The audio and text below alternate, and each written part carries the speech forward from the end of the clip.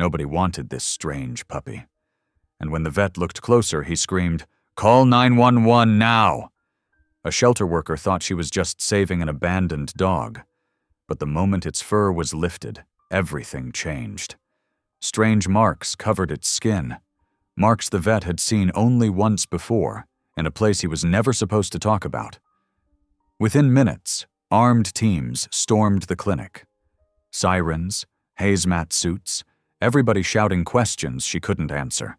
And suddenly, she wasn't just the girl who took home the unwanted puppy. She was the center of something dangerous, something people were willing to hide at any cost. Because this dog isn't sick. It's a warning. And if that warning is real, the whole town might already be in danger. So what exactly did they find on that puppy? And why are powerful people so desperate to keep it secret? I'd love to know. Where are you watching from?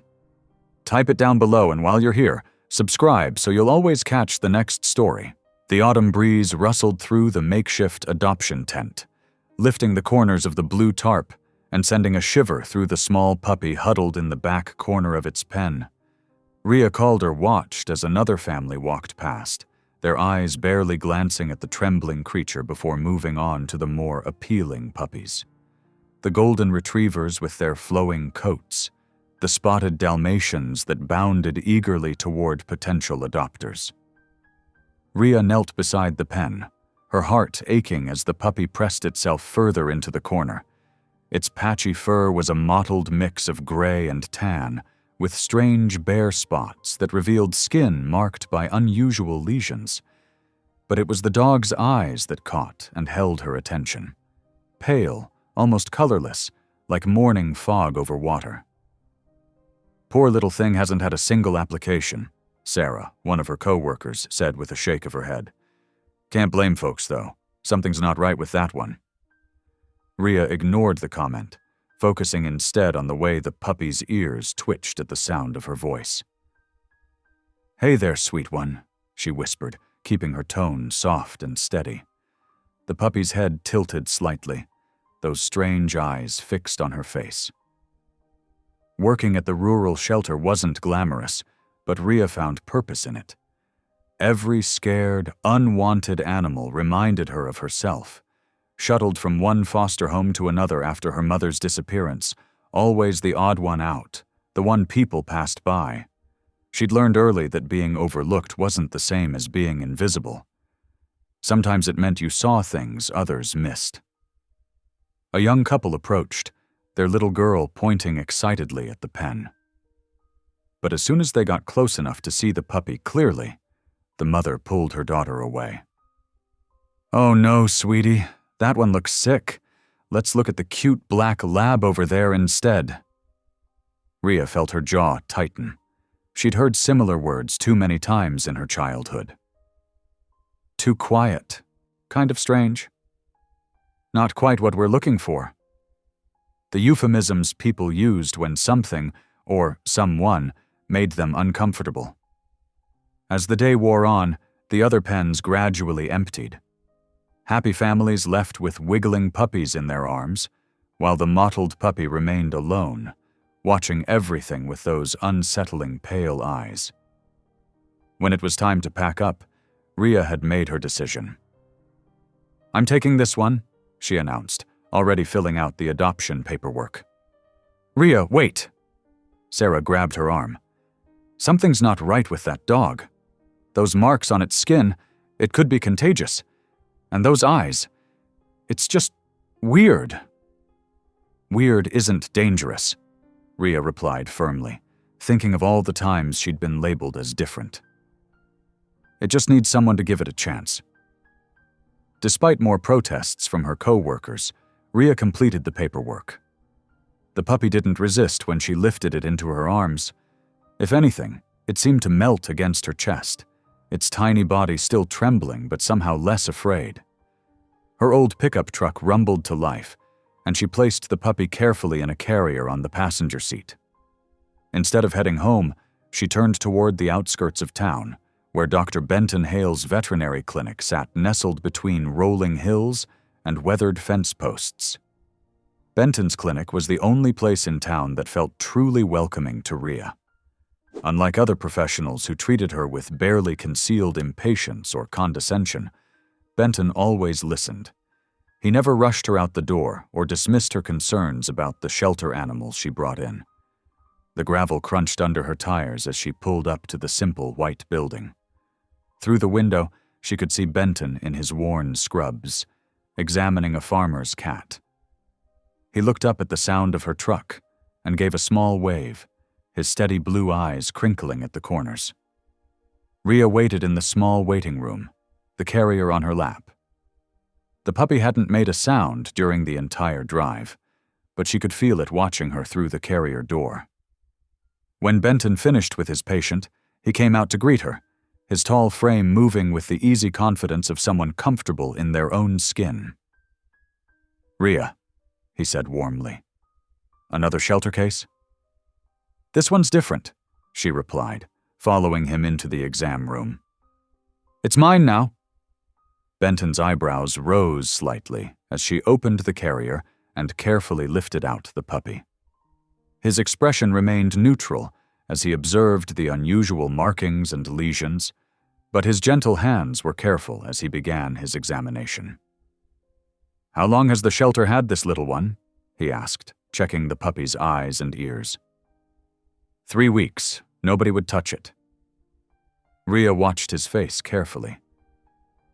"Do you think something's wrong with it?" Benton was quiet for a moment, his fingers moving professionally over the puppy's skin. "I've never seen markings quite like these," he admitted finally. "The lesions aren't typical of any common skin condition I'm familiar with. And these eyes—" He paused, then smiled at Rhea. "But different doesn't automatically mean wrong." The words wrapped around Rhea's heart like a warm blanket. It was why she trusted Benton. He saw past surfaces to what lay beneath. While others might have immediately recommended putting the puppy down, he was already reaching for his supplies to begin proper treatment. "Let's run some tests," he said, "and start this little one on a course of antibiotics for the skin condition. Have you thought of a name yet?" Rhea shook her head, watching as the puppy remained unusually still under Benton's careful examination.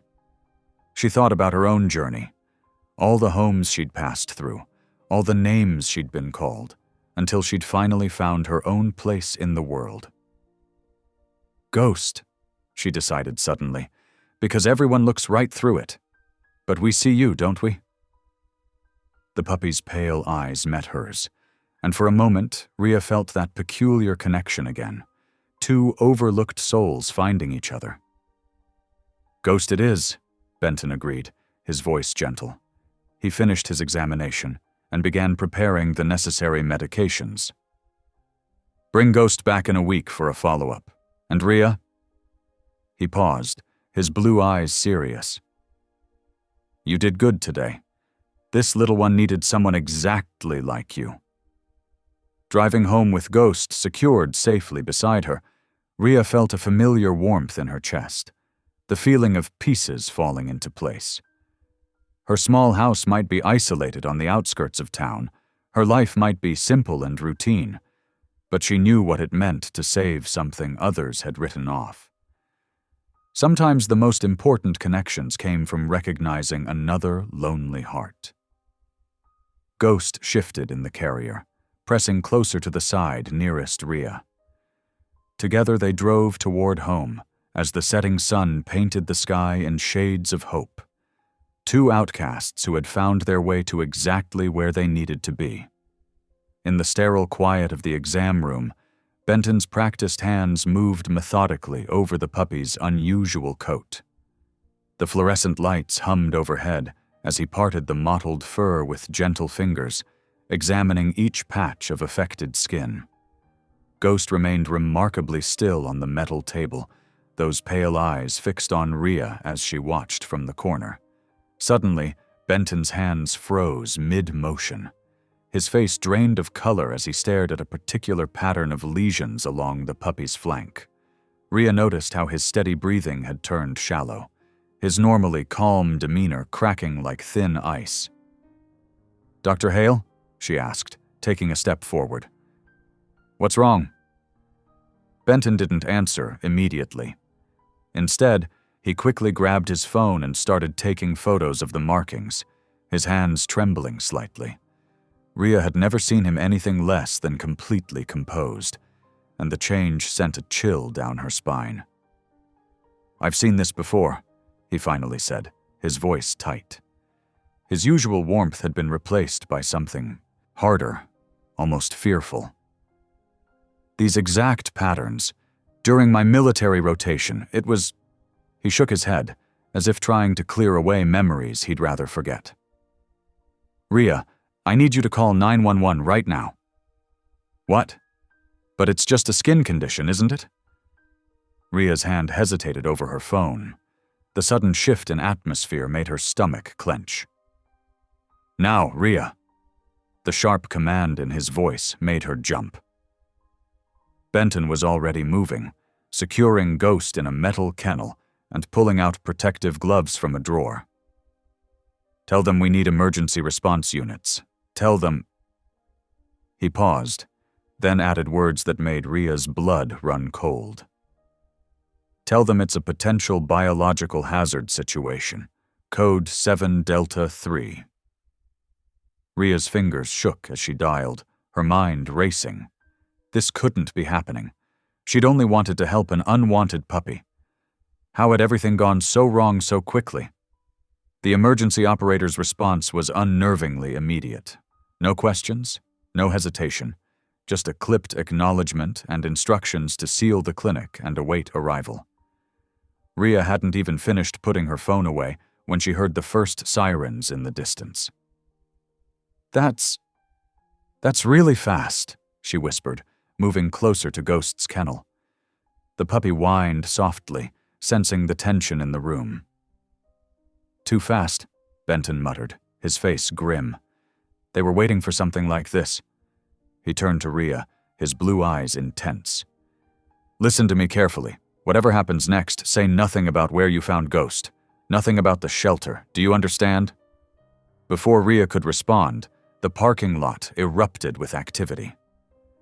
Through the clinic's windows, she watched in horror as white vans and black SUVs surrounded the building. Men and women in hazmat suits poured out, moving with military precision. The late afternoon sun glinted off their face shields, making them look alien and threatening. The front door burst open, and Rhea found herself being pushed aside as the team swept in. Their movements were practiced, efficient, and completely terrifying. Someone grabbed her arm, guiding her firmly towards the waiting room, while others converged on the exam room where Ghost was kenneled. "Ma'am, we need you to stay here," a muffled voice ordered through one of the suits. Rhea tried to look past them, desperate to keep sight of Ghost and Benton, but there were too many bodies in the way. She could hear Benton's voice, tense but professional, answering rapid-fire questions. Words like containment and protocol floated through the air. The casual, comfortable atmosphere of the small-town vet clinic had vanished, replaced by something that felt like a scene from a nightmare. Through a gap in the bodies, Rhea caught a glimpse of two suited figures examining Ghost through the kennel door. Their movements were careful, almost reverent, as if they'd found something they'd been searching for.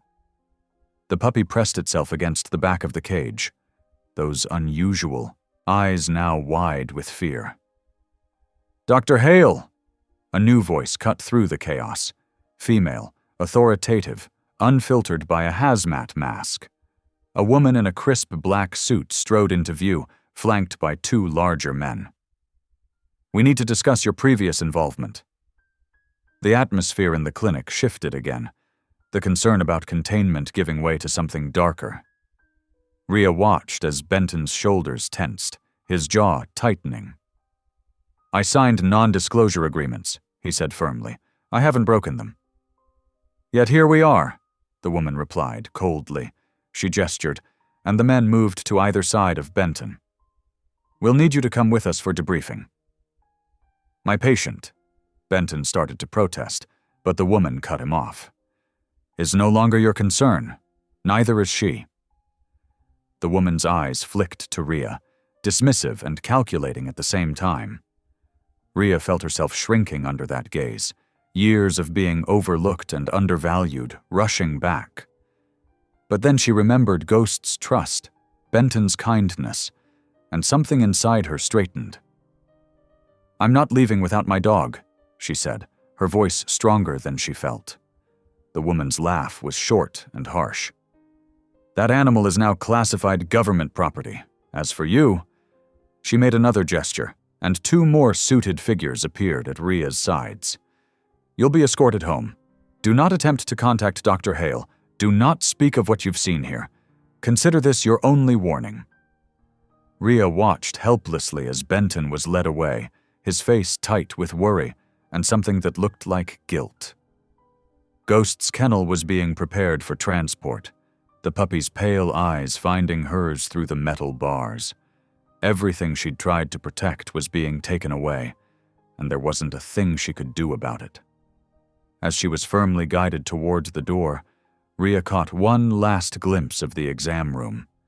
The peaceful place where she'd found understanding and respect had been transformed into something clinical and threatening. Yellow tape was already being strung across the entrance, and she could see teams setting up equipment that looked nothing like standard veterinary tools. The late afternoon sun felt cold on her skin as she was led to her truck. The gravel she'd driven across so hopefully just hours ago now crunched under the boots of armed guards. Her simple act of kindness had somehow triggered something much bigger and much more dangerous than she could have imagined, and she had no idea what to do next. The agents directed Rhea to a makeshift interrogation area they'd set up in Benton's office. They'd cleared his desk, replacing the familiar family photos and veterinary reference books with stark recording equipment. The comfortable chair she usually sat in had been pushed aside for a metal folding seat that felt cold and unwelcoming. "Miss Calder," a stern-faced agent began, consulting his tablet. "Tell us about Elena Calder." Rhea's heart skipped. No one had mentioned her mother's name in years. I understand what my mother has to do with this." Elena Calder worked as a research assistant at Biocore Labs until 1998, the agent continued, his tone flat. "She disappeared shortly after several experimental compounds went missing. Ring any bells?" The fluorescent lights hummed overhead as Rhea struggled to process this information. Her mother had been a waitress, hadn't she? But even as the denial formed on her lips, fragments of childhood memories surfaced. Her mother's hands always smelling of disinfectant, the careful way she'd wash up after work, the strange symbols she would absently sketch while talking on the phone. "I was 6 when she disappeared," Rhea said carefully. "I barely remember her." A new figure appeared in the doorway, tall, distinguished, with cold blue eyes that seemed to look right through her. His expensive suit stood out among the tactical gear and hazmat suits. "Dr. Harlan Kersey." He introduced himself smoothly, though his smile didn't reach his eyes. "Director of Special Projects at the Federal Biodefense Division, and you, Miss Calder, are quite the person of interest." He placed a file on the desk, spreading out photographs. Rhea recognized her mother's face, younger than in her memories, wearing a lab coat and security max. Next to these were photos of Ghost's lesions, and beside them, Rhea's breath caught, her mother's old notebook drawings, showing the same distinctive pattern. "Quite the coincidence," Kersey said silently, "that you, of all people, would find this particular puppy. That you would bring it to a veterinarian with classified military experience in biological agents. One might almost think it was planned." "That's ridiculous," Benton's voice cut in from the hallway. He tried to enter, but 2 agents blocked his path. "Rhea had nothing to do with this. She works at a shelter, for heaven's sake." "Dr. Hale," Kersey's voice carried a warning edge, "you've already exceeded your clearance by involving civilians. I suggest you remember the terms of your non-disclosure agreement." Rhea watched Benton's face darken with frustration.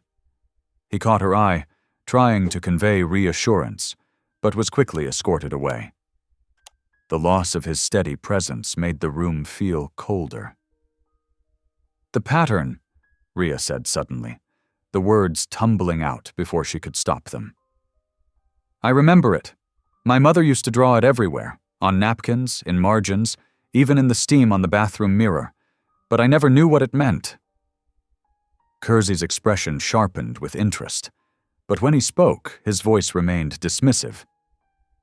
"Your mother's involvement in certain projects makes you a person of interest, Miss Calder. Until we complete our investigation, you will remain in town under surveillance. Any attempt to leave or communicate about these events will result in immediate arrest." He turned to the other agents. "Set up monitoring at her residence. Full coverage 24/7. If she's so much as orders takeout, I want to know about it." "The puppy," Rhea insisted, fighting to keep her voice steady. "What's going to happen to Ghost?" "That's classified," Kersey replied coldly. "Though I'm curious, why that name?"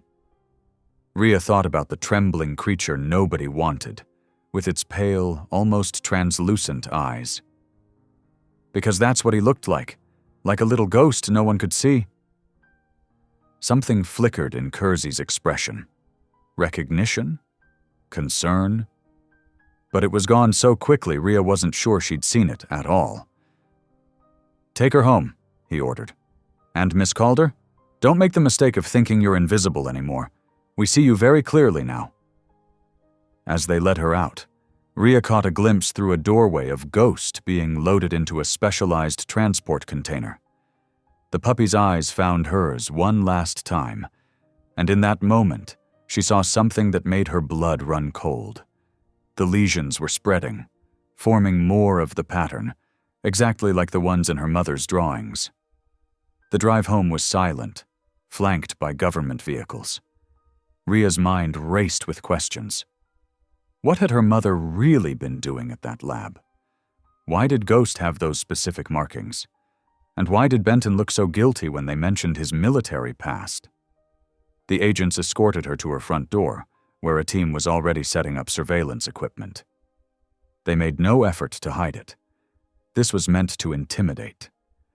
As Rhea unlocked her door, she noticed a small symbol scratched into the frame, almost invisible unless you knew to look for it. It was the same pattern, her mother's pattern, Ghost's lesions, and it looked fresh. The implications hit her like a physical blow. Either her mother had been here recently, or someone else knew about the pattern. Either way, she was now at the center of something much bigger and more dangerous than a simple shelter puppy needing a home. "Remember," the lead agent said as she stepped inside, "no communication about any of this. We'll be watching." The door closed behind her with a final sounding click. Through her window, Rhea could see agents setting up positions around her house, their presence a clear message. Her life as she knew it was over. She was no longer just the quiet shelter worker who saved unwanted animals. She was a suspect, a connection to something classified, and possibly her mother's legacy. The weight of it all pressed down on her as she sank onto her couch. Her earlier hope of giving Ghost a loving home now transformed into a tangle of government investigations and long-buried secrets. The pattern that had seemed so strange this morning now felt like a key to a door she wasn't sure she wanted to open. Rhea pressed her face against her living room window, watching federal agents move efficiently through her front yard in the fading evening light. Her heart nearly stopped when she saw them heading toward her garden shed. That's where she kept the box of her mother's old things, the few precious items she'd managed to save after the lab incident. "No, no, no," she whispered, her breath fogging the glass. She grabbed her phone, fingers trembling as she scrolled to Benton's number. After 3 rings, his warm, steady voice answered. "Rhea? Are you okay?" "They're taking her notebooks," she whispered urgently. "All of Mom's old things. I can't let them have everything." There was a pause. Then Benton spoke quietly. "Stay on the line. I'm coming to get you. Do you remember Marjorie Flint, the retired EMT who helps at the clinic sometimes?" "Yes," Rhea said, watching another agent emerge with a box of papers. "Her place is off the grid. We'll go there. Can you get to your back fence without being seen?" Rhea glanced at the agents, focused on the shed. "I think so. The Andersons' hedge gives good cover." "Good. 10 minutes. Wait for my signal. I'll flash my headlights twice from the alley." The next 8 minutes were the longest of Rhea's life. She stuffed a small backpack with essentials, moving as quietly as possible. When she saw the distinctive flash of headlights through her kitchen window, she slipped out the back door, staying low behind the overgrown hedgerow. Benton's truck was idling in the dark alley, its engine a soft rumble. He reached across and opened the passenger door. Rhea dove in, ducking below the dashboard just as a federal vehicle cruised past the alley's entrance. "Keep down," Benton murmured, driving slowly until they were several blocks away. "I'm taking the long way, making sure we're not followed." Rhea finally sat up, her heart pounding. "Thank you. I know this puts you at risk." "They're already watching me," Benton said grimly. "After what I saw during my military rotation, let's just say I know too much to be trusted completely free." The drive to Marjorie's took almost an hour, though it should have been 20 minutes. Benton took back roads and doubled back several times, finally pulling up to a craftsman-style house nestled against the foothills. Marjorie was waiting on the porch, her silver blonde hair catching the porch light. "Took you long enough," she said, but her eyes were kind. "Come on in before someone spots you." The inside of Marjorie's house was warm and cluttered with medical texts and emergency response manuals. She led them to a kitchen that smelled of coffee and fresh-baked bread. "Sit," she ordered, pulling out chairs. "Benton filled me in. You're Elise Calder's daughter?" Rhea nodded, accepting a mug of coffee with shaking hands. "Did you know her?" "No, but I remember the incident. Never believed the official story." Marjorie's eyes were sharp. "Now, what exactly did they take from your place?" "Mom's old notebooks, mostly. But there was one thing they didn't get." Rhea reached into her pocket and pulled out a small USB drive. "I found this hidden in the back of her favorite photo frame years ago. I could never access it. It's encrypted, or something." Benton leaned forward. "Marjorie, you still have that old laptop? The one not connected to any networks?" "Better." Marjorie disappeared into another room and returned with an ancient-looking computer. "This thing's from before wireless was common. Completely isolated system." It took them 3 hours to crack the encryption. Marjorie, it turned out, had picked up quite a few technical skills during her EMT years. "You'd be amazed what you learn working disaster response," she said, typing rapidly. Finally, the screen filled with files. Rhea's breath caught. There were hundreds of documents, all labeled with strings of numbers, and that same symbol she'd seen on Ghost.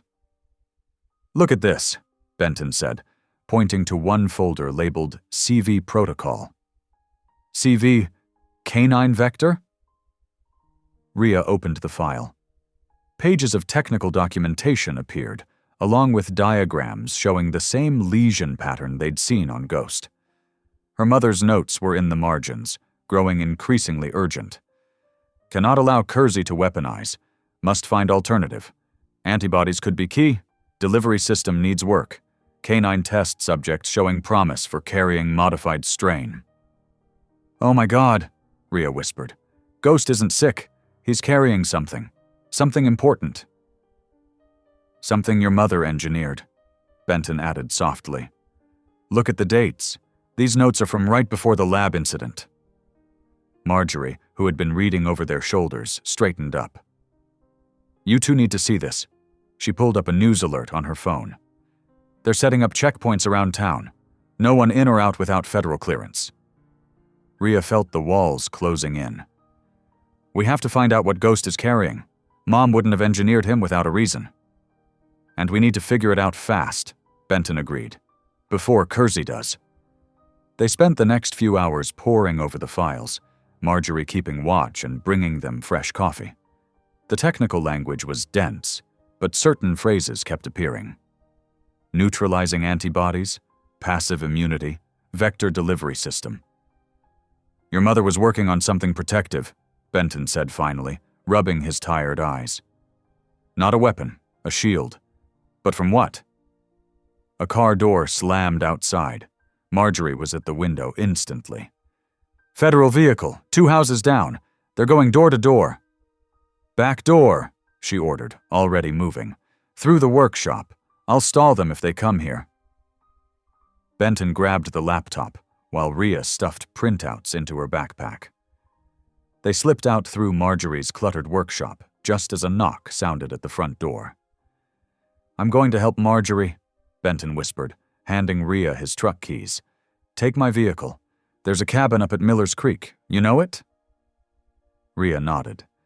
The old fishing cabin was well off the main roads. Go there. I'll meet you when I can. And Rhea?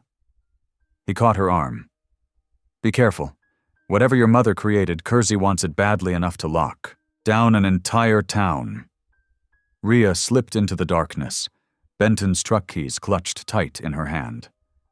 Behind her she could hear Marjorie's voice, loud and annoyed, giving federal agents a piece of her mind about searching houses at this hour. As she drove carefully through back streets, avoiding the checkpoints they'd seen on Marjorie's alert, Rhea thought about Ghost. Somewhere in those sterile federal labs, that trembling puppy held the key to whatever her mother had been trying to protect. And now, armed with the files and her mother's notes, Rhea had to figure out exactly what that was, before it was too late. The night pressed in around Rhea as she navigated Benton's truck through the darkened streets. Every shadow made her heart jump, and each set of headlights in her rearview mirror sent a fresh wave of anxiety through her body. The town she'd known all her life had transformed into an alien landscape of checkpoints and patrol vehicles. She pulled into the gravel driveway of the Miller's Creek cabin, killing the engine but leaving the key ready in the ignition. The cabin's weathered walls offered little comfort as she spread her mother's decoded files across the dusty kitchen table. Hours passed as she pored over the documents, her phone signal growing weaker by the minute. A text from Benton finally came through. Made it past questions. Okay, coming soon. Rhea was studying a page of her mother's precise handwriting when a vehicle's headlights swept across the cabin's windows. She dropped to the floor, heart pounding, until she recognized Benton's familiar footsteps on the porch. They're everywhere, he said as he entered, his face drawn with worry. Private security teams, not just federal agents. They're going house to house now. Kersey's people? Has to be. This is way beyond standard protocol. Benton joined her at the table. Find anything? Maybe. Rhea pointed to a series of sketches in the margins of one notebook. Mom kept drawing these patterns, not just the lesions we saw on Ghost, but variations. Look how they're arranged. Benton leaned closer. They're too precise to be random. Exactly. And look at this note here. Rhea's finger traced her mother's handwriting. Pattern holds key. Remember summer camping? Same principle. Camping? Benton frowned. Mom taught me to navigate using coordinates when we went camping. She was obsessed with maps. Rhea's hands trembled as she pulled up a local area map on her phone before the signal died completely. What if these patterns aren't just marking Ghost as a carrier? What if they're coordinates? Benton's eyes widened. Your mother wasn't just creating a vessel for antibodies. She was leaving a message only you would understand.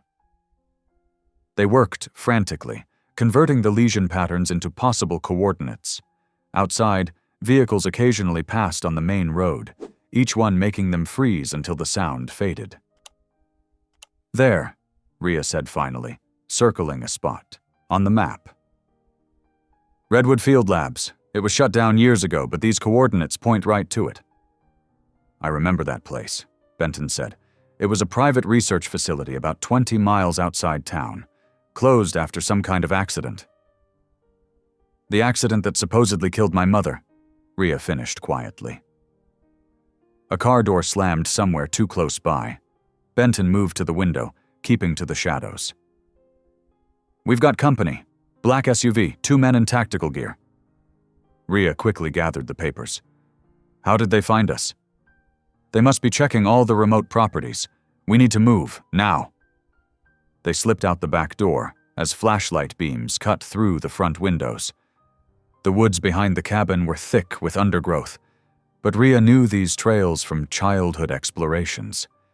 They moved as quietly as possible, Benton following her lead. After 15 tense minutes, they reached his truck where they'd hidden it on an old logging track. "We'll have to avoid the main roads," Benton whispered. "They've got checkpoints on all of them." Rhea studied the map one last time before stuffing it in her pocket. "There's an old fire road that runs behind the industrial park. It comes out near Redwood Labs."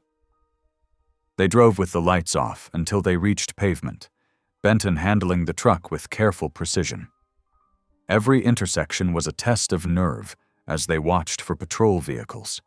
Twice they had to turn down side streets to avoid security teams. The first checkpoint appeared suddenly around a bend, flashing lights, barricades, and armed personnel checking vehicles. Rhea's heart sank, but Benton turned smoothly onto a side street before they could be spotted. "Your mother must have known this would happen," Benton said as they took another detour. "She encoded those coordinates knowing you'd understand them, knowing you'd need to find whatever she left behind." "But why now? Why Ghost?" Rhea gripped the dashboard as they bounced down another back road. "Think about it. The puppy shows up at your shelter with those specific markings. That's not coincidence.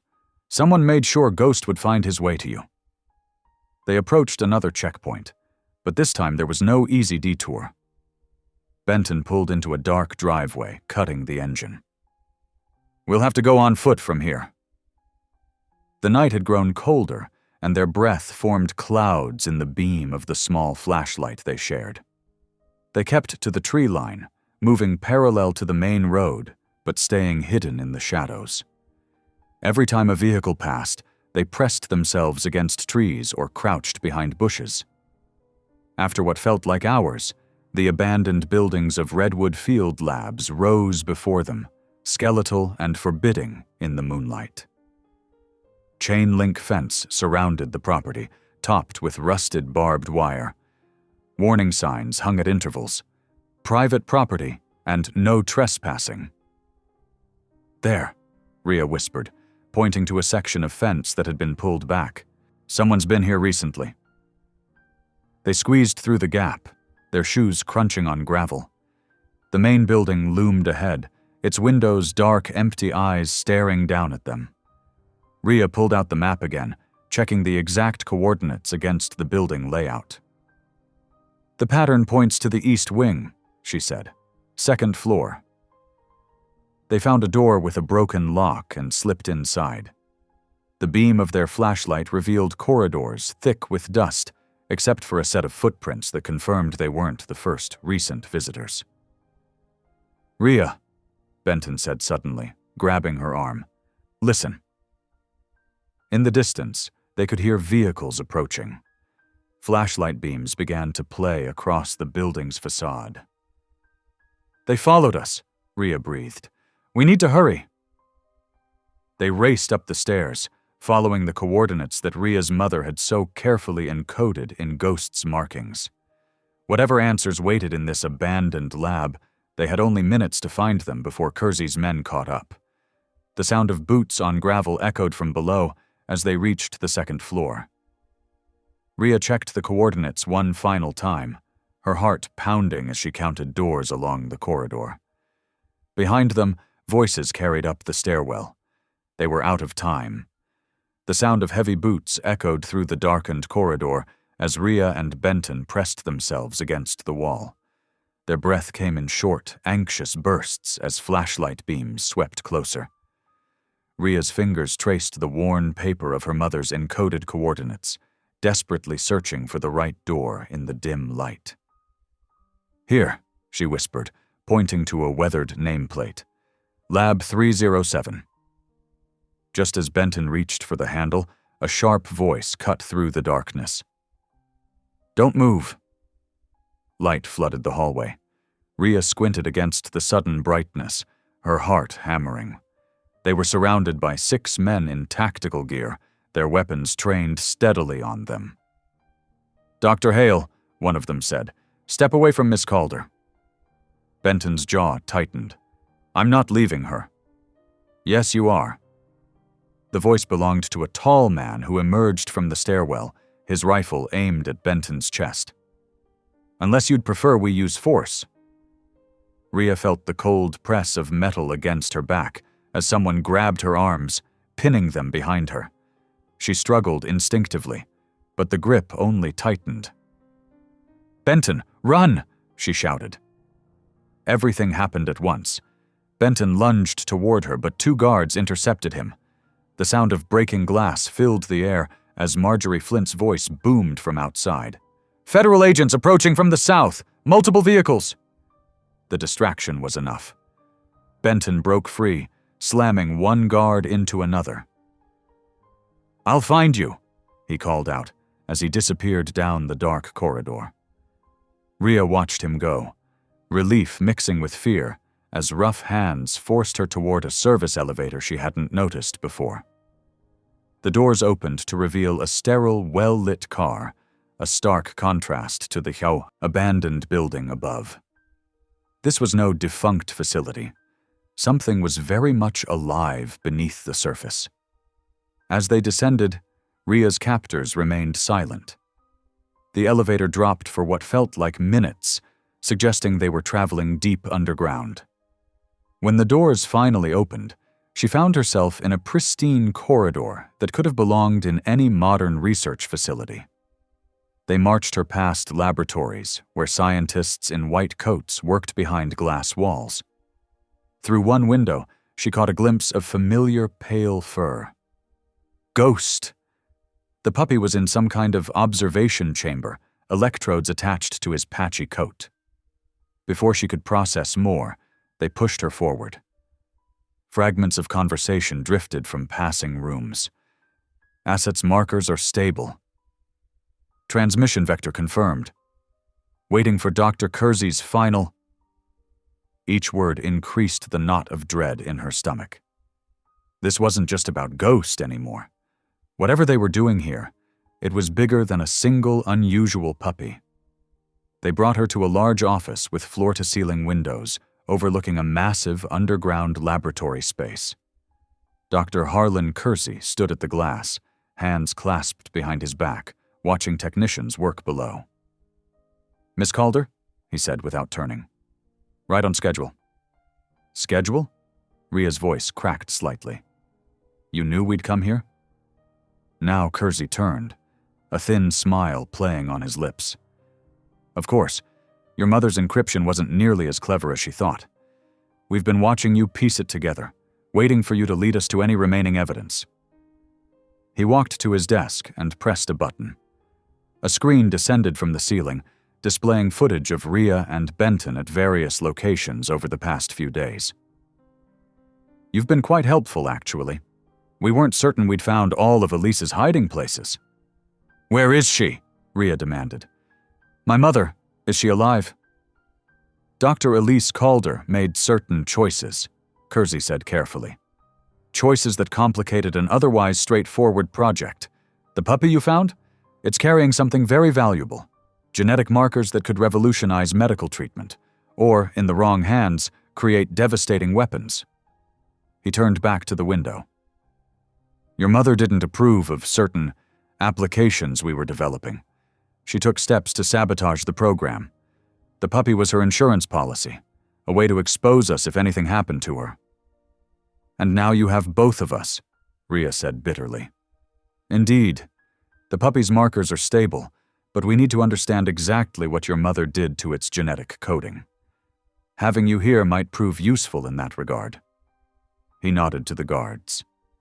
Take her to holding. We'll begin tests in the morning. As they dragged her away, Rhea caught one last glimpse of Kersey studying data on a tablet. His words echoed in her head. Right on schedule. They'd played right into his hands, following her mother's breadcrumbs, straight into his trap. They led her down sterile corridors to a small, windowless room with only a narrow cot and steel toilet. The door closed with a heavy click, leaving her alone with her thoughts and the faint hum of ventilation systems. Somewhere above, she knew Benton and Marjorie would be planning, searching for a way to reach her. But as she heard the electronic locks engage and noticed the camera in the corner tracking her movements, she wondered if anyone could penetrate this underground fortress. She sat on the cot, pulling her knees to her chest. The coordinates that had led them here were still folded in her pocket. Her mother's final message, meant to help, but instead delivering her straight to Kersey. Yet something nagged at her mind. If her mother had known they would crack her code, why lead them here at all? There had to be more to this puzzle, something they were all missing. In the silence of her cell, Rhea closed her eyes and tried to remember every detail of the encoded pattern, every strange marking on Ghost's fur. Her mother had been brilliant. She wouldn't have left a trail unless she had a reason. Now, trapped in the heart of whatever sinister operation Kersey was running, Rhea had to figure out what that reason was before they decided she was no longer useful. The overhead lights dimmed slightly, presumably indicating night hours in this timeless underground space. Through the wall, she could hear the faint sounds of footsteps and voices as staff moved through adjacent corridors. Occasionally, she caught fragments of conversations about the asset and final preparations, each word adding to her growing sense of dread about what exactly they were preparing for. The door to Rhea's cell opened with a harsh, metallic screech. Two guards grabbed her arms, yanking her to her feet before she could fully wake from her fitful sleep. They marched her through a maze of corridors, their boots echoing against sterile floors. "In here," one guard ordered, shoving her through a heavy door into a dimly lit laboratory. Rhea stumbled, catching herself against a metal table. As her eyes adjusted to the low light, she noticed the room's walls were lined with complex equipment and glowing monitors. The air smelled sharp with disinfectant. A figure in a white lab coat stood with their back turned, checking readings on one of the machines. Something about their movements seemed hauntingly familiar. The person's shoulders tensed at the sound of the door closing, then slowly turned around. Rhea's knees buckled. Her heart stopped, then started again with a painful thud. "Mom?" Dr. Elise Calder's face was thinner than Rhea remembered, marked by exhaustion and strain. Her once dark hair had gone completely gray. But her eyes, those same gray-green eyes Rhea saw in the mirror every day, were exactly as they had been 15 years ago. "Rhea," Elise's voice cracked. "My baby girl." They moved toward each other like magnets, finally freed. Rhea fell into her mother's arms, breathing in the familiar scent of mint and antiseptic that had lingered in her memories since childhood. Tears spilled down both their faces. "You're alive," Rhea whispered. "All this time, they told me you were dead. The explosion at the lab." "I'm so sorry, sweetheart." Elise pulled back, cupping Rhea's face in trembling hands. "I never wanted to leave you. Kersey, he gave me no choice." "What happened?" Rhea asked, her voice urgent but quiet, aware of potential listeners. Elise glanced at the security camera in the corner, then led Rhea to a workstation partially hidden behind tall equipment racks. The explosion wasn't an accident. I discovered what Kersey was really doing with our research, weaponizing a virus we'd been studying. When I threatened to expose him, he staged the incident to silence me. She gripped Rhea's hands tightly. But he needed my expertise to continue the work. So instead of killing me, he kept me here, using threats against you to ensure my cooperation. The puppy, Rhea said suddenly. Ghost. He's connected to all this, isn't he? A ghost of a smile crossed Elise's worn features. Ghost. That's a fitting name. She lowered her voice further. Yes, he's my insurance policy, and hopefully our salvation. Kersey thinks I've been helping perfect his weapon. Instead, I've been working to stop him. She pulled a small notebook from her lab coat pocket, flipping it open to reveal familiar patterns, the same lesions Rhea had seen on Ghost's skin. These markings aren't symptoms of infection. They're a code I developed, hidden in plain sight. The puppy isn't carrying the virus. He's carrying the antibodies that can neutralize it. Rhea's mind raced as pieces clicked into place. The coordinates in your old notes lead to Kersey's dispersal system, Elise confirmed. He's installed it in the town's water treatment facility. Once he releases the virus, he plans to control who receives treatment, profiting from both the destruction and the cure. Horror crawled up Rhea's spine. The whole town? A controlled demonstration of the weapon's effectiveness, he calls it. Elise's voice hardened with disgust, but Ghost's blood contains antibodies that could render the virus useless. That's why the markings on his fur, they're a map showing where to find and destroy the dispersal system before Kersey can activate it. Why didn't you just create the antibodies in the lab? Rhea asked. Kersey monitors everything I do here, but he underestimated how much control I had over the genetic engineering process. I was able to modify one of the test animals, Ghost, to produce the antibodies naturally. His entire biological system is essentially a living laboratory, continuing to generate the cure without anyone realizing it. Elise squeezed Rhea's hands. When I heard they'd found him at the shelter, I knew it was only a matter of time before you got involved. I'm so sorry you were dragged into this, but I had to find a way to get the truth out. Rhea thought of Benton and Marjorie, still free and searching for her. We have to stop him, but how?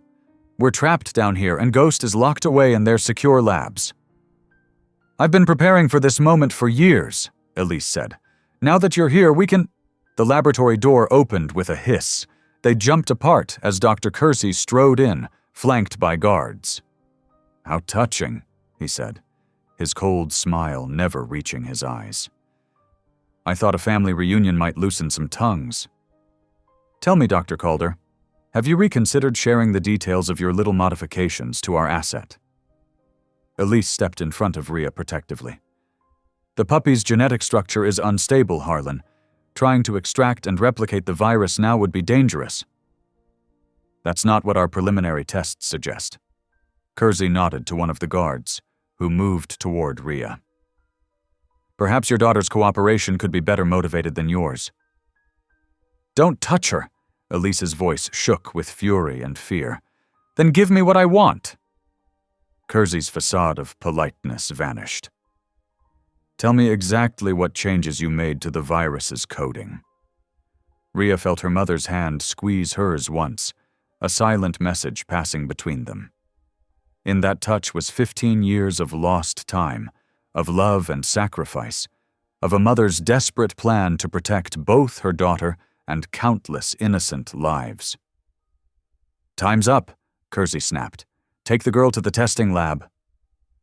As the guard grabbed her arm, Rhea caught one last glimpse of her mother's face, lined with worry but blazing with determination.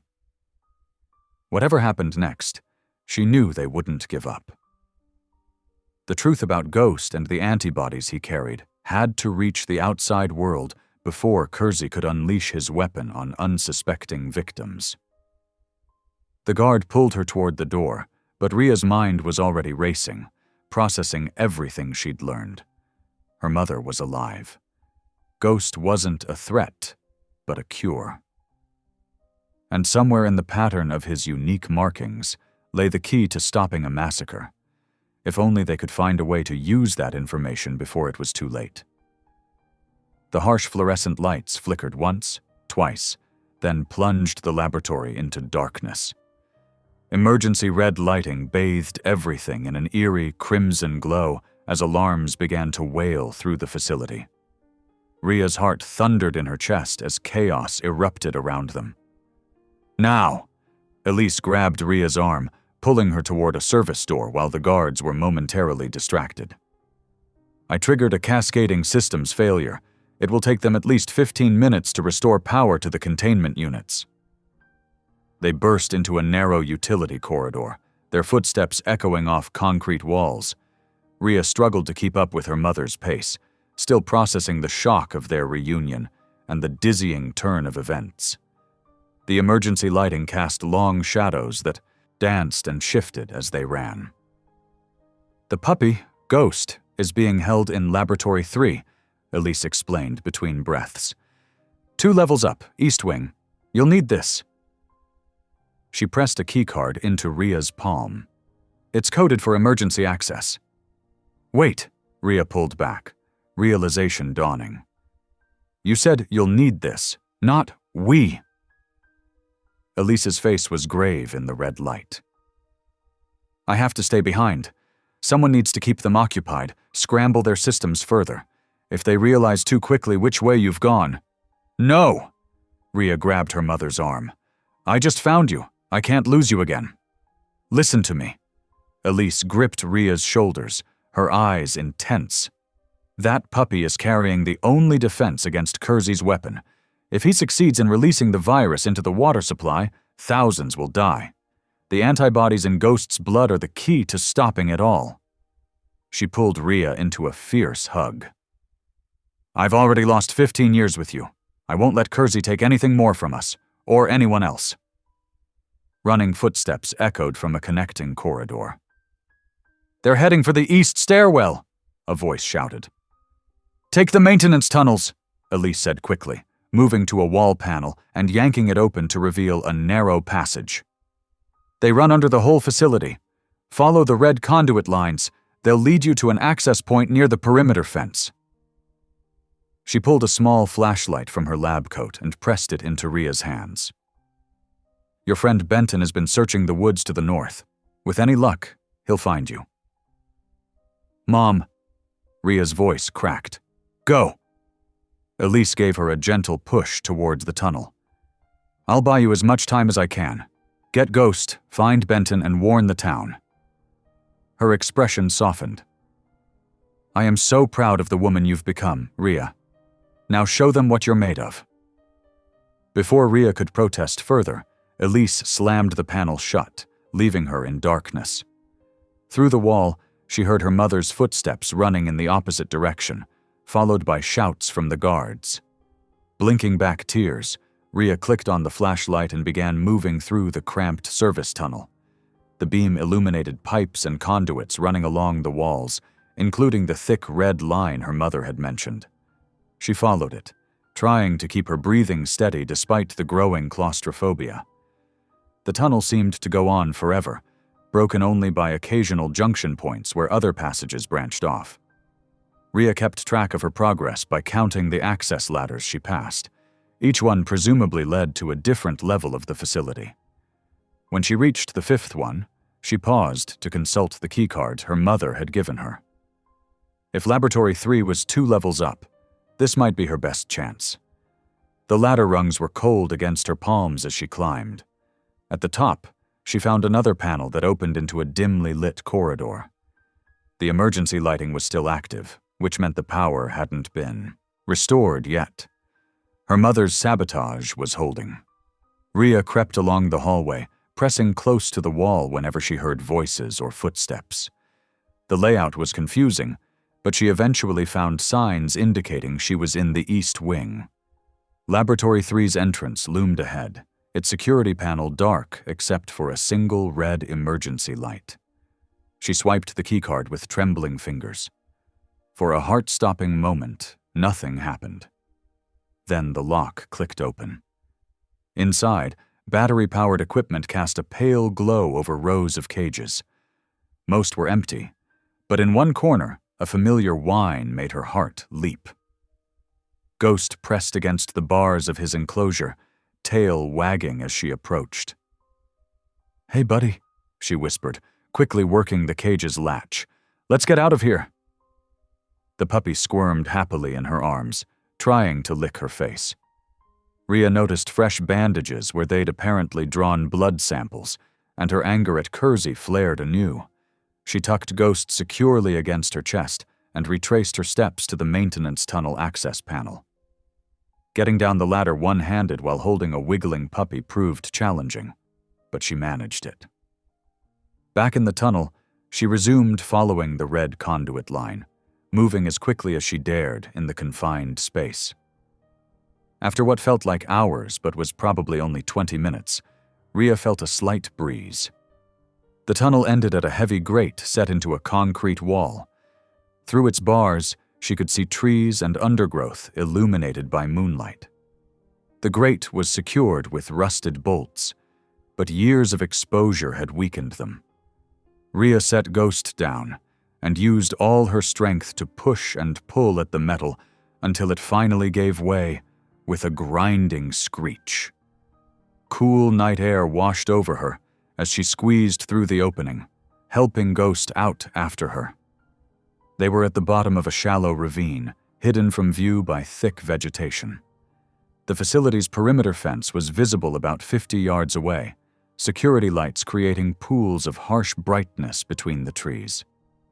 Rhea gathered Ghost in her arms again and began picking her way through the underbrush, staying in the shadows. Her mother's words echoed in her mind. "Your friend Benton has been searching the woods to the north." She oriented herself using the moon's position and headed in what she hoped was the right direction. Every snapping twig made her jump. Every distant shout from the facility sent her heart racing. But she kept moving, one careful step at a time, until she'd put considerable distance between herself and the fence line. She was crossing a small clearing when a figure stepped out from behind a tree. Rhea nearly screamed before a familiar voice whispered, "Rhea?" "Benton!" She sagged with relief as he rushed forward to steady her. "Thank God," he breathed, pulling her into a careful embrace, mindful of Ghost between them. "When they took you, I thought—" He shook his head. "Are you hurt?" "No, I'm okay. But my mother, she's alive, Benton. She's been there all this time and she helped us escape, but she stayed behind to give us time."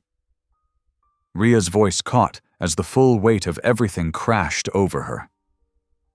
"We'll come back for her," Benton promised, though his expression was grim. "But right now we need to get somewhere safe. Marjorie's waiting with a car about a mile from here. Can you make it?" Rhea nodded, shifting Ghost to a more comfortable position. The puppy had gone unusually quiet, as if sensing the need for stealth. "We have to warn everyone," she said as they began moving through the woods. "Kersey's planning to release a virus into the water supply. Ghost is carrying antibodies that can stop it. But we have to figure out where the dispersal system is and destroy it before Kersey realizes we're gone." "One thing at a time," Benton said softly, helping her over a fallen log. "Let's get you both out of here first. Then we'll work on saving the town." They continued through the darkness, leaving behind the facility where Rhea's mother was fighting her own battle. Every step forward felt like both a victory and a betrayal, but Rhea knew Elise was right. Warning the town had to come first. She could only pray her mother would survive long enough for them to return and free her. Dawn painted the sky in shades of pink and gold as Rhea, Benton, and Marjorie huddled around a makeshift workspace in Marjorie's garden shed. Ghost dozed nearby, curled up on an old blanket while they pored over Elise's notes spread across a weathered workbench. "Look at this," Benton said, pointing to a complex diagram. "Your mother's brilliant. She engineered Ghost's cells to produce specific antibodies that can neutralize Kersey's pathogen.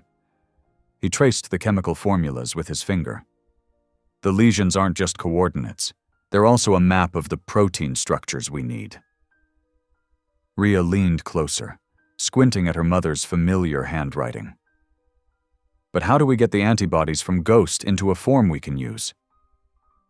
That's where my medical training comes in. Benton reached for his veterinary kit. We'll need to draw blood samples and isolate the antibodies. Your mother's notes detail the exact process. For the next 2 hours, they worked methodically. Benton carefully drew blood from Ghost, who remained surprisingly cooperative, while Rhea and Marjorie helped process the samples using equipment borrowed from Benton's clinic. The reservoir feeds the entire town's water supply, Marjorie said, studying a utility map she'd brought. If Kersey's planning to release the pathogen there, that's where we need to be.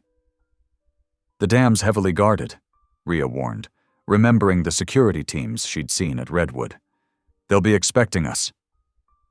Benton finished preparing the last vial of purified antibodies.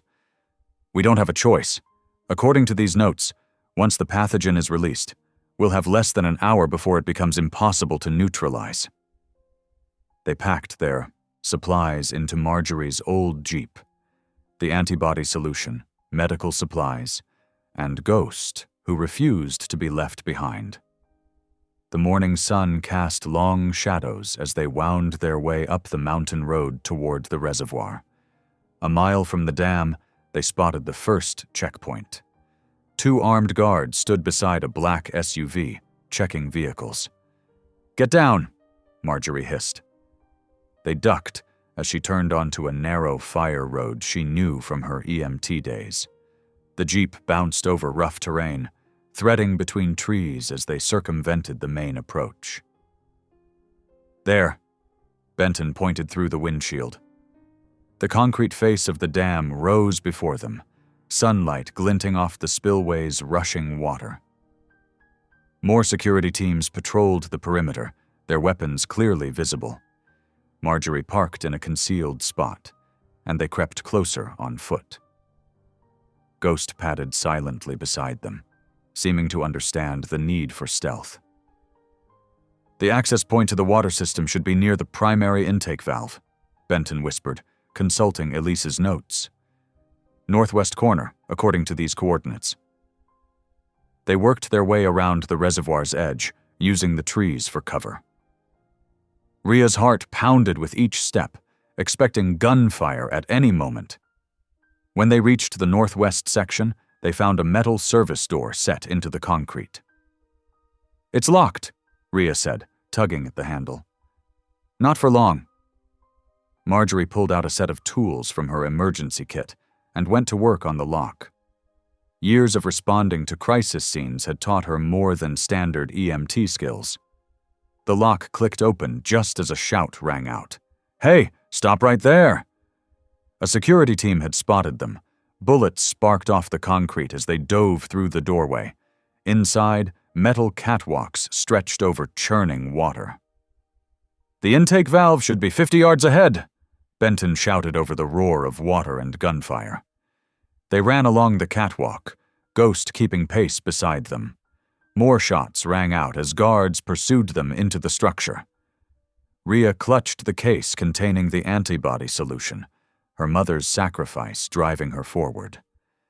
They reached a junction where multiple pipes converged around a central control station. "This is it!"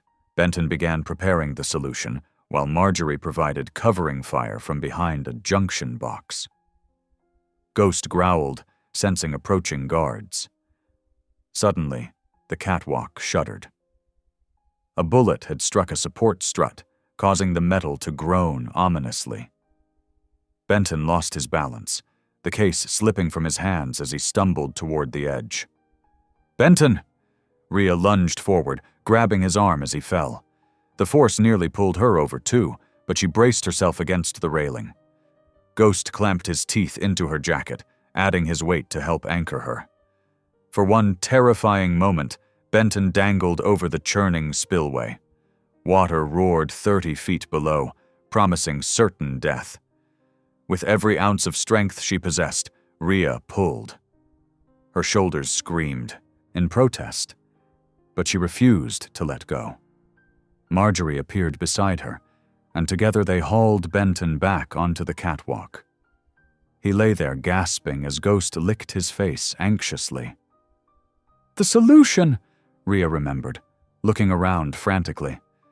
The case had landed on a lower section of catwalk, miraculously intact.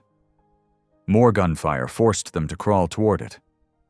Benton retrieved the case, hands shaking slightly as he finished preparing the antibodies. At the main valve control, he attached the delivery system exactly as Elise's notes had specified. "Ready?" he asked, finger on the release mechanism. Rhea nodded, thinking of her mother, still trapped in that underground lab. "Do it." Benton opened the valve. The antibody solution drained into the reservoir's primary intake, spreading out to protect the entire town's water supply. They watched until the last drop disappeared into the system. "It's done," Benton said quietly. "The town is safe." The gunfire had stopped. In the sudden silence, they could hear boots on metal as security teams surrounded their position. But Rhea felt a fierce smile spread across her face. They'd succeeded. Whatever happened next, they'd stopped Kersey's plan. Ghost pressed against her leg, his strange pale eyes reflecting the dim light. Together, they'd achieved what her mother had sacrificed everything to make possible. Now they just had to survive long enough to save her too. The drive back into town was tense. Rhea's muscles ached from pulling Benton to safety, but adrenaline kept her alert as Marjorie navigated side streets to avoid security patrols. Ghost lay curled in her lap, his warmth reassuring against the growing chill of evening. "We did it," Rhea whispered, scratching behind Ghost's ears. "Mom's antibody solution is in the water system. Everyone should be protected now." Benton winced as he shifted in the passenger seat, his shoulder badly bruised from nearly falling. "I hope you're right, but something about this feels too easy. Kersey isn't the type to rely on a single plan."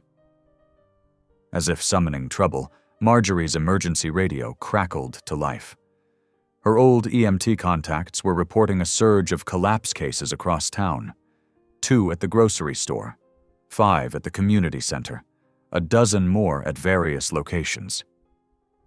"That's impossible," Rhea said, her heart sinking. "The antibodies should prevent this." "Unless..." Benton's face went pale. "Unless the water system isn't Kersey's primary delivery method." Marjorie pulled over, killing the engine so they could hear the radio clearly. Reports kept coming in, more people falling ill with symptoms matching the engineered pathogen. "Think about it," Benton continued, his voice tight with urgency. "Kersey's been planning this for years. He would have contingencies, backup systems ready to deploy the real weapon while we focused on the reservoir." Rhea's mind raced. "The lesions on Ghost, Mom encoded coordinates in them. What if some weren't just about the reservoir? What if they pointed to other locations too?" She pulled out her mother's notebooks, flipping through pages they'd only partially decoded. Ghost whined softly, pressing his nose against specific symbols. "Here." Rhea pointed to a recurring pattern. "These markings are different from the reservoir coordinates. They're clustered around..." She traced the pattern with her finger. "The high school?" "The high school has the largest heating and cooling system in town," Marjorie said. "It connects to several other buildings downtown through underground utility tunnels." "A master HVAC hub," Benton nodded grimly. "Perfect for dispersing an airborne pathogen across multiple locations simultaneously." Rhea studied her mother's notes more carefully. "Mom knew. She tried to warn us about all his fail-safes. The reservoir was just step 1. More emergency calls crackled over the radio. The number of victims was growing. Without treatment, people would start dying soon. "We have to get to that HVAC hub," Rhea said. Now. Benton tried to sit up straighter, but couldn't hide his grimace of pain. The near fall at the reservoir had left him more injured than he wanted to admit. You're hurt, Rhea said softly. You should rest. Let us handle this. No. Benton's voice was firm despite his obvious discomfort. I'm not sitting this out. Too many lives are at stake. Rhea wanted to argue, but she recognized the same determination she felt reflected in his eyes. They were in this together. The maintenance entrance, Marjorie said, starting the engine. Behind the gymnasium. I responded to a flood there last year. It leads straight to the underground utility level. They drove through darkening streets, passing people hurrying home as news of the mysterious collapses spread. Emergency vehicle sirens wailed in the distance. The high school parking lot was empty, except for a few staff cars. Marjorie parked in the shadows behind the gym, out of sight of security cameras. The entrance should be just past those dumpsters, she said, leading them to a heavy metal door partially hidden by overgrown bushes. The lock was more sophisticated than the one at the reservoir, but Marjorie's tools proved equal to the challenge. Inside, emergency lights cast an eerie glow over concrete walls and exposed pipes. Benton stumbled on the stairs, catching himself against the wall with a sharp intake of breath. Rhea moved to support him, but he waved her off. I'm fine, he insisted. Just bruised ribs. Keep moving. The utility tunnel stretched ahead of them, branching in several directions. Ghost's nose worked overtime, trying to catch any trace of threat. The air grew warmer as they followed signs toward the central mechanical room. Listen, Rhea whispered. A low mechanical hum reached their ears, the HVAC system's massive air handlers. They were getting close. But as they rounded the next corner, they found their path blocked by a heavy security door with a keypad lock. This is new, Marjorie said, examining the door. Not standard school equipment. Kersey's been preparing this site, Benton said. He would have upgraded security anywhere critical to his plan. Ghost growled softly, his hackles rising. Footsteps echoed from a connecting tunnel. Someone was coming. They pressed themselves into an alcove, hardly daring to breathe as two armed guards passed by. Through their radio chatter, they could hear updates about the growing crisis above. Primary dispersal units are online, one guard said. Dr. Kersey wants full deployment within the hour. When the guard's footsteps faded, Rhea turned to the others. We're running out of time. Any ideas for getting through that door? Benton was leaning heavily against the wall, his face drawn with pain, but his eyes remained sharp, focused. Those guards will have access. We need to get their keycard or code. I'll handle it, Marjorie said, checking her tranquilizer gun. You two stay here with Ghost. Be careful, Rhea whispered, as the older woman disappeared down the tunnel. Left alone with Benton, Rhea could no longer ignore his deteriorating condition. His breathing was shallow, and a sheen of sweat covered his face despite the tunnel's cool air. You should have stayed in the car, she said softly. And miss all this excitement? He attempted a smile that turned into a grimace.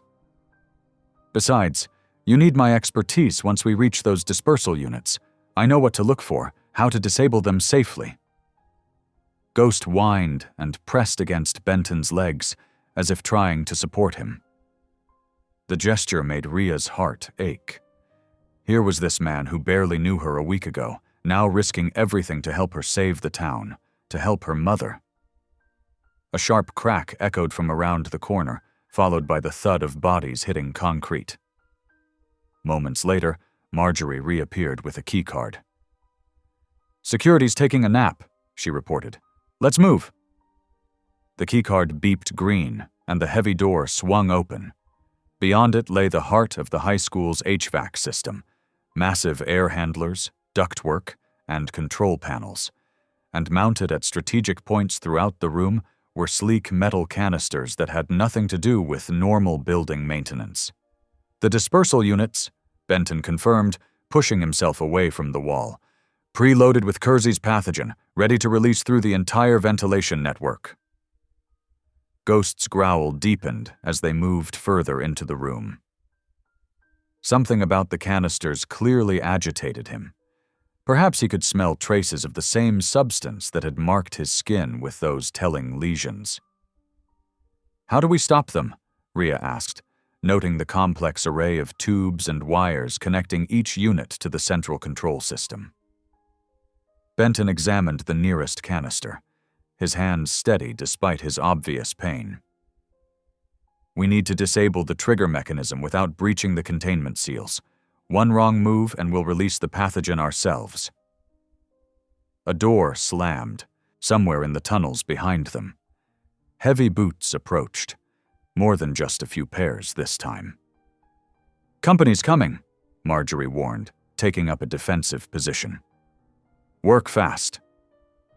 Benton's breath came in ragged gasps as he gripped the railing, descending the metal stairs into the boiler room's depths.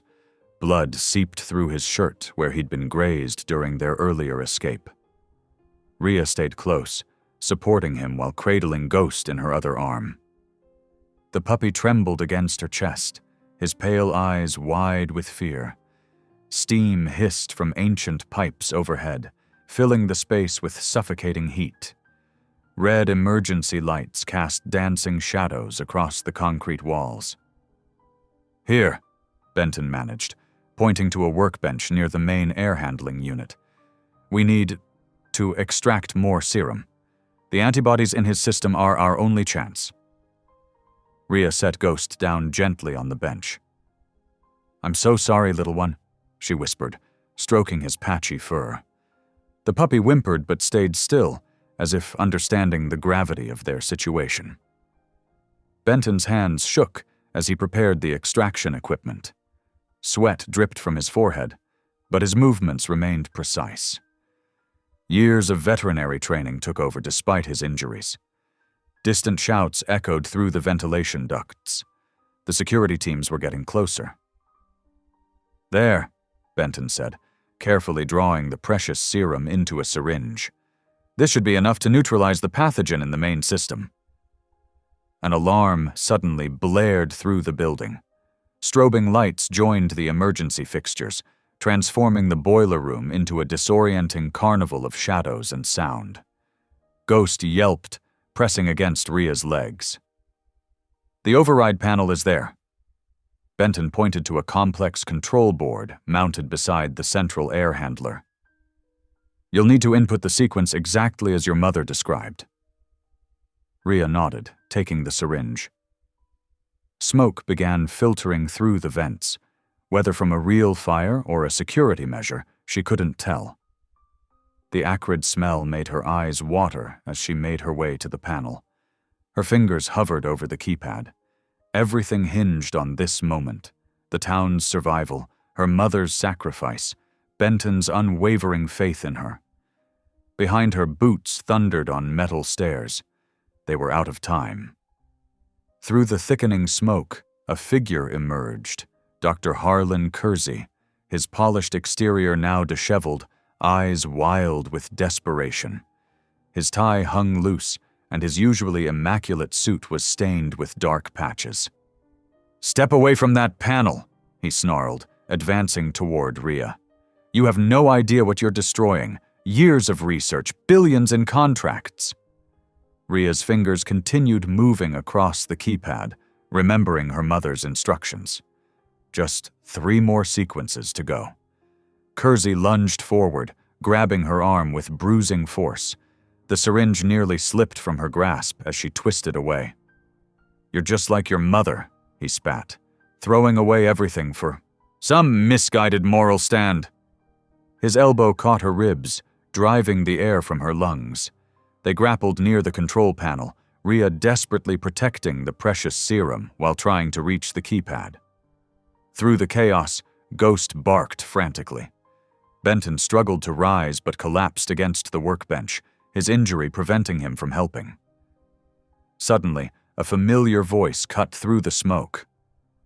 "Get away from my daughter!" Elise Calder appeared like an avenging angel, her gray hair wild, her thin frame radiating fury. She slammed into Kersey with unexpected strength, driving him backward. They stumbled together toward a sealed testing chamber used for maintaining negative pressure in the ventilation system. "Mom!" Rhea called out, her heart leaping. "Finish it!" Elise shouted, grappling with Kersey. "Now!" With trembling fingers, Rhea punched in the final sequence. The air handler hummed to life just as Elise managed to shove Kersey into the chamber, throwing herself in after him. The heavy door sealed with a hydraulic hiss. Through the reinforced window, Rhea saw her mother's eyes meet hers one last time. Elise smiled as green vapor began filling the chamber, Kersey's own pathogen, diverted from its intended course, now flowing into his private hell. He screamed, pounding against the glass, but the seal held firm. The man who had destroyed so many lives doubled over, choking on his own creation, while Elise stood tall, facing her daughter through the glass, pride and love shining in her eyes even as the gas swirled around them both. The town remained under strict quarantine for 14 days, while hazmat teams conducted thorough decontamination procedures. Military vehicles patrolled empty streets as residents stayed locked in their homes, anxiously awaiting news. Finally, the all-clear came. Not a single civilian had been exposed to Kersey's weapon. In Washington, D.C., congressional hearings revealed the full scope of Kersey's operation. Documents proved he had framed Elise Calder years ago, forcing her into hidden captivity to develop his bioweapon. Her name was officially cleared, though the victory felt hollow given her injuries. At Memorial Hospital, Benton underwent 6 hours of surgery to repair the damage from his fall at the dam. Rhea barely left his side, sleeping in the uncomfortable hospital chair, holding his hand through the worst of the pain. Their quiet conversations during his recovery helped heal more than just physical wounds. "You saved us all," he told her one evening, voice still rough. "I always knew you were remarkable." Rhea smiled, finally feeling seen for who she truly was. "We did it together." Though Elise survived her exposure in the sealed chamber, the pathogen left lasting scars. Her damaged lungs required oxygen support, but she faced her new reality with characteristic determination. She moved into a small house near Rhea, making up for lost time with her daughter. Ghost, the brave puppy who had started it all, divided his time between their homes, a constant reminder that even the most overlooked creatures could change the world. 3 months after the crisis, Rhea signed the final adoption papers for Max, making their bond official. The puppy's strange lesions had healed completely, leaving only faint circular patterns in his mottled fur, a reminder of his extraordinary purpose. He'd grown into a playful, devoted companion who followed her everywhere with those uncanny pale eyes that now held only trust. Elise chose a cozy cottage just 2 streets away from Rhea's house, close enough for daily visits, but allowing them both the space to rebuild their relationship. Her mother's garden slowly came to life with herbs and flowers, a peaceful refuge where she could sit with her oxygen tank and watch birds visit the feeders. Sometimes Rhea would find her there, lost in thought, and they'd share quiet conversations about all the years they'd missed. Benton's recovery progressed steadily. Their first real date wasn't at a restaurant or movie theater. Instead, they shared coffee on his clinic's back porch, watching Max chase butterflies in the evening light. Their hands found each other naturally, comfortable in the silence that comes from facing danger together. When he kissed her for the first time, it felt like coming home. "I used to think being invisible was safer," Rhea told him one evening as they walked Max through the park.